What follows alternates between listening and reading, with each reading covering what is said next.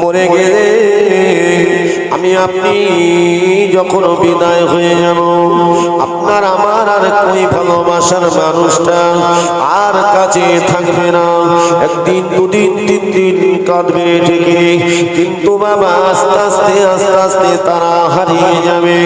আমি আপনি কবরের ভিতরে পড়ে থাকবো, ওই কবরের ভিতরে পড়ে থাকবো। আর কবর বড় শক্ত জায়গা, বড় কঠিন জায়গা।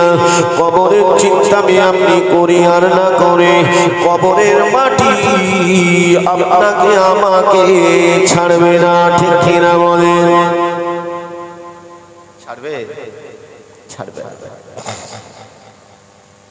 ও ভাইজানেরা, ও আমার মুরব্বী আব্বা জানেরা, জগৎ বিখ্যাত ইমামে আযম আবু হানিফা রাহমাতুল্লাহ আলাইহি জুরামাত তিনি কবরের চিন্তা করে কেঁদেছিলেন। বিখ্যাত ইমাম শাফি, ইমাম আহমদ বিন হাম্বল, ইমাম মালিক রাহমাতুল্লাহ আলাইহি হুজুরের এমন করে কবরের চিন্তা করে কেঁদেছিলেন। তাদের কান্নাটা কতটা ছিল, তাদের কান্নাটা আল্লাহর ভয় ছিল। এত কান্না কেঁদেছিলেন বাবা, মওতের কথা স্মরণ করে, কবরের কথা স্মরণ করে, আযাবে জাহান্নামের কথা স্মরণ করে আল্লাহ পাকের দরবারে রোনাজারি করে রাত জেগে জেগে আল্লাহ জিকির করেছেন আর কেঁদেছে।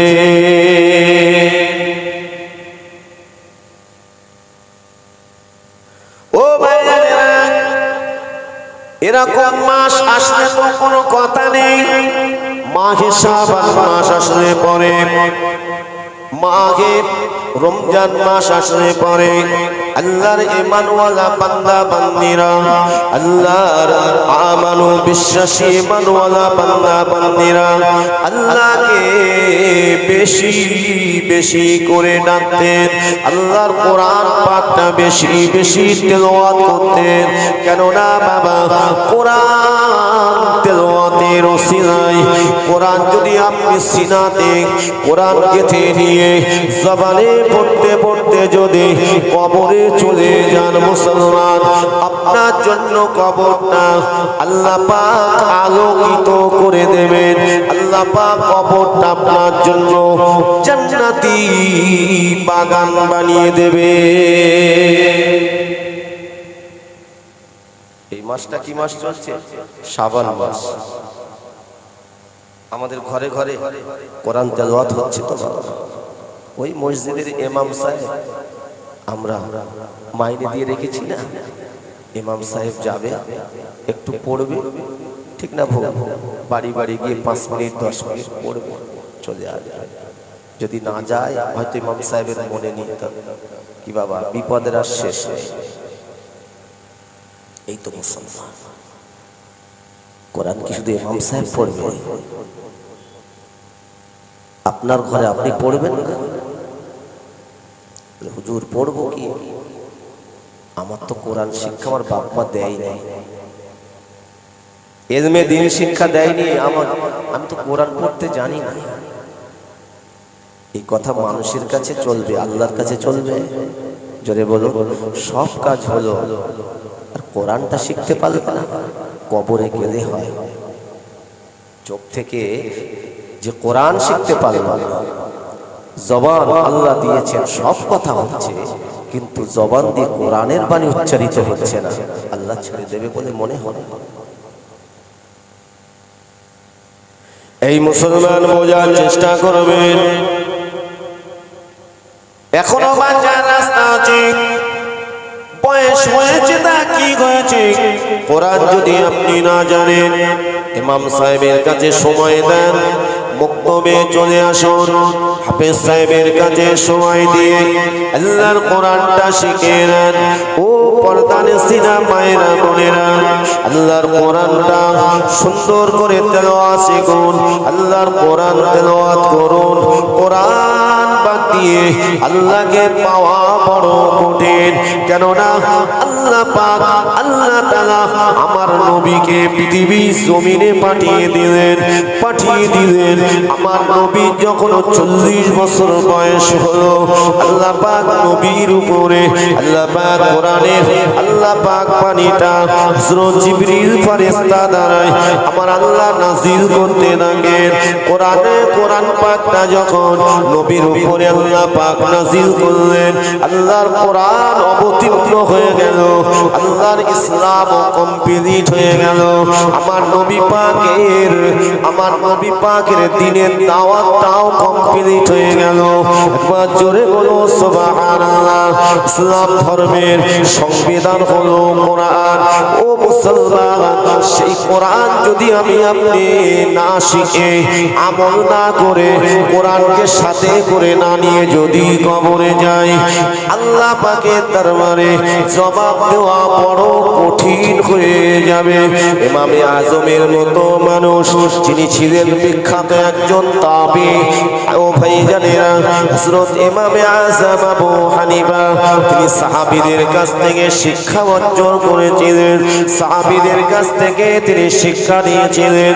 ও ভাইজানেরা, সাহাবীদের কাছ থেকে আমার নবী পাকের হাদিসগুলো সংগ্রহ করেছিলেন জগৎ বিখ্যাত ইমামে আযম আবু হানিফা রাহমাতুল্লাহ আলাইহি। হুজুর আমার, তিনি এমন করে 1000 নয় 2000 নয় লক্ষাধিকের উপরে আল্লাহ নবীর হাদিস তিনি হেফজ করেছিলেন।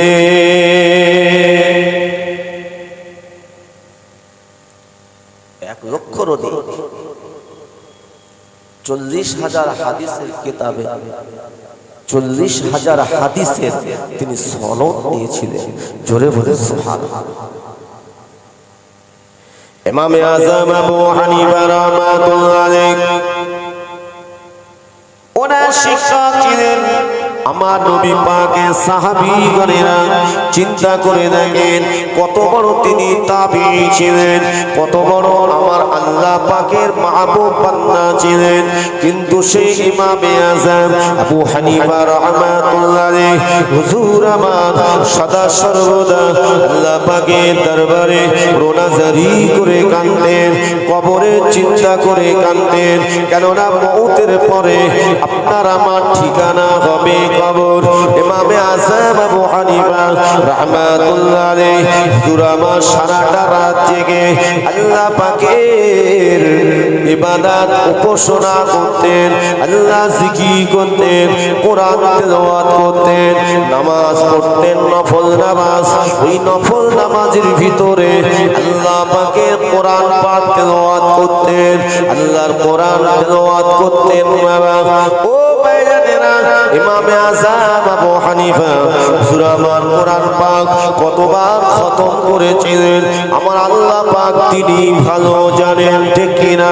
কোরআনের উপরে এত আমল করেছিলেন, এত আমল করা সত্ত্বেও ইমামে আযম আবু হানিফা মওতের আগ পর্যন্ত কবরের চিন্তা করে কেঁদেছিলেন আল্লাহ, আখিরাতের চিন্তা করে কেঁদেছিলেন আল্লাহ। আমি নুমান বিন সাবিত, আমার ইবাদত, আমার উপাসনা, আল্লাহ আমি যে আপনার জিকির করেছি, আপনি যদি বলেন ও নুমান আমি তোমার ইবাদত কবুল করি নাই, আমি নুমান বিন সাবিত আমি শেষ হয়ে যাব, আমি শেষ হয়ে যাব। ইমামে আযম আবু হানিফা এমনকি কবরের চিন্তা করে তিনি নিজে কবর খনন করে কবরের ভিতরে বসে বসে তিনি আল্লাহ পাকের কোরআন পাক তিনি খতম করেছিলেন। জোরে বলেন সুবহানাল্লাহ। তিনি কোরআন শরীফ খতম করেছিলেন। জগৎ বিখ্যাত ইমামে আযম আবু হানিফা রাহমাতুল্লাহ আলাইহি হুজুর আমার নিজে কবর খনন করে কবরের ভিতরে বসে বসে আল্লাহর কোরআন তিনি তেলাওয়াত করেছিলেন, আল্লাহর কোরআন তিনি খতম করেছিলেন।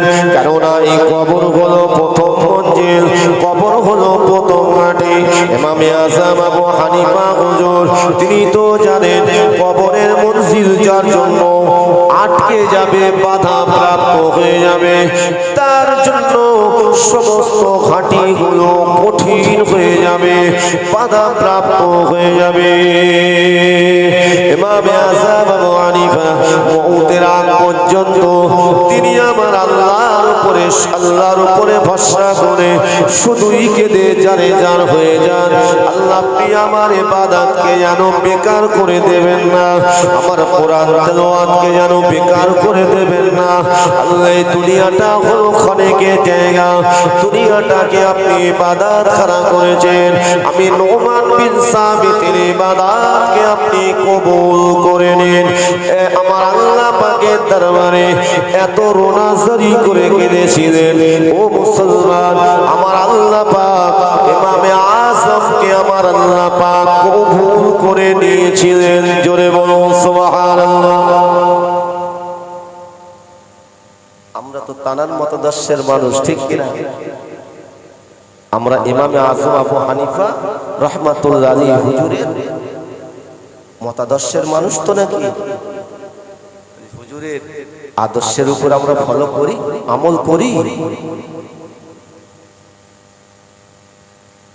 ও মুসলমান ঘরের ছেলেরা, যুবকেরা, আল্লাহকে ভয় করুন, নবীর মহব্বত অন্তরে হাসিল করুন। আল্লাহকে ভয় করতে গেলে মউতের কথা বারবার স্মরণ করুন, কবরের কথা স্মরণ করুন। ও ভাইয়েরা, যদি কবরের কথা স্মরণ করতে হয়, সাহাবীদের আদর্শের দিকে ফলো করুন।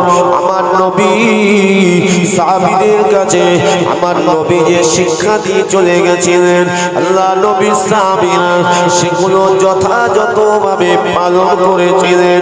আমার নবী পাকের একটা কথাকে অমান্য করে চলেন নাই। সাহাবীরা হলেন আল্লাহ পাকের দরবারে অতি উত্তম। জোরে বলুন সুবহানাল্লাহ। কারণ আমার নবী সাহাবীরা হলেন জান্নাতে। আল্লাহ নবী দয়া নবী জানিয়ে দিয়ে গেছেন, আমি রাসূলুল্লাহ আমার আদর্শকে তোমরা মেনে চলবে, আল্লাহর কোরআনের আদর্শকে মেনে চলবে। আমি রাসূলুল্লাহ যখন ইন্তেকাল হয়ে যাব, আমি নবী যখন পৃথিবীর বুকে বিদায় হয়ে যাব, আমার সাহাবীদের আদর্শকে ফলো করবে। যদি তোমরা আমার সাহাবীদের আদর্শকে মেনে চলো, আমি রাসূলুল্লাহ জানিয়ে দিলাম আমার আদর্শ মানা হয়ে যাবে। আল্লাহ নবী আরো জানিয়ে দিয়ে গিয়েছেন, আল উলামা ওয়ারাসাতুল আম্বিয়া। আল্লাহ নবী জানিয়ে দিয়ে গেছেন, হাক্কানি আলিমরা হলো আমি রাসূলুল্লাহ আমার ওয়ারিস। জোরে বলো সুবহানাল্লাহ। তাই তাবিঈন গণেরা, আইম্মায়ে মুস্তাহিদিন গণেরা, মুফাসসির মুহাদ্দিসিন, আল্লাহর হাক্কানি আলিম গণেরা হলেন আমার নবী পাক সাল্লাল্লাহু আলাইহি ওয়াসাল্লাম জানিয়েছেন, তারা হলেন আমার ওয়ারিস। আল্লাহ নবী বলেছেন, তোমরা হাক্কানি আলিমদের আদর্শকে মেনে চলবে।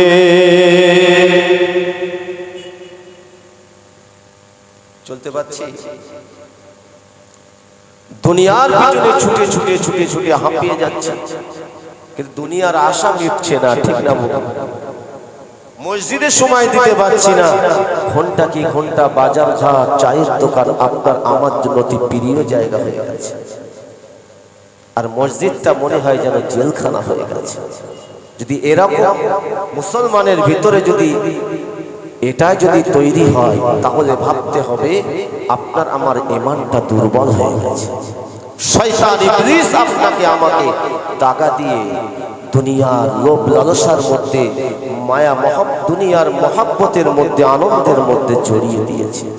তাই তো মসজিদটা যেন জেলখানা মনে হয়, কোরআন তেলাওয়াত করাটা যেন মনে হয় আমার কাছে অতি কষ্ট। অথচ ঘন্টা কি ঘন্টা এই জবান দিয়ে কত কথা বলছি। কিছু মানুষ আছে গীবত গিল্লা পরনিন্দা পরচর্চা করে করে দিন কি দিন রাত কি রাত কাটিয়ে দিচ্ছে, ঠিক না? ভুল। শুধু অন্যের বিচার, নিজের বিচারটুকু করার সময় সমাজে হচ্ছে কি না? তাই বলে মুসলমান, এই সমস্ত খারাপি থেকে, দুনিয়ার লোভ লালসা থেকে যদি বাঁচতে চান, আল্লাহর হাক্কানি আলেমদের আদর্শের উপরে ফলো করুন। ও ভাইজানেরা, আমরা ইমামে আযম আবু হানিফা হুজুরের মত আদর্শের মানুষ।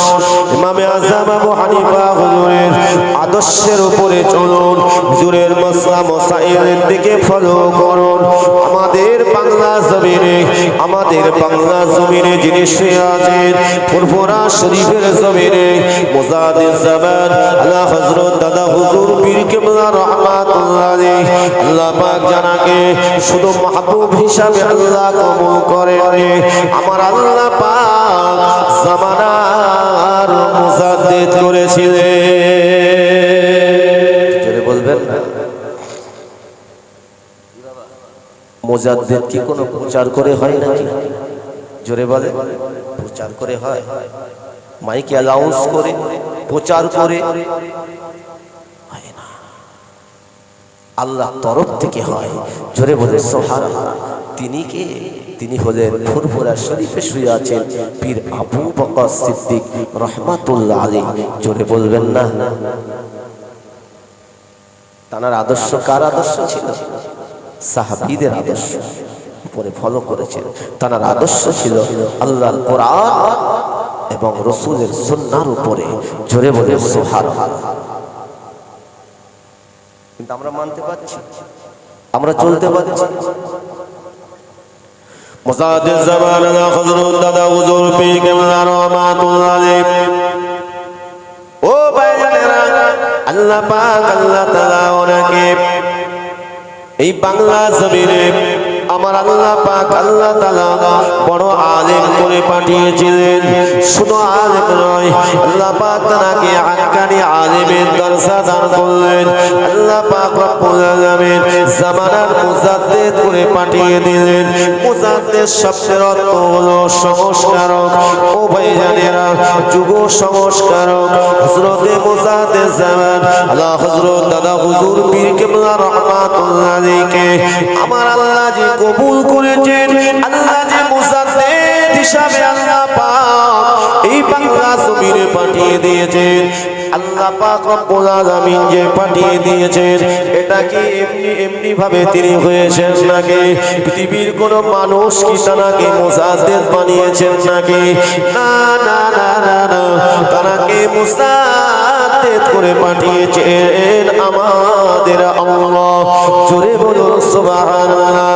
কারণ তিনি যেমন ইলমে জাহিরি শিক্ষা অর্জন করেছিলেন, কোরআন হাদিসে ইজমা কিয়াস এমন করে দেখতে পাওয়া যায় বাবা।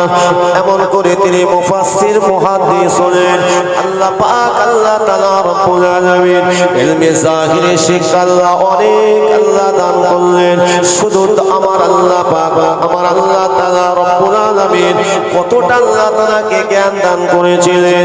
মুজাদ্দিদ জামান আল্লাহ হযরত দাদা হুজুর পীর কেবলা রাহমাতুল্লাহ আলাইহি একটা নয়, দুটো নয়, 40টা হাদিসের কিতাবের সনদ নিয়েছিলেন।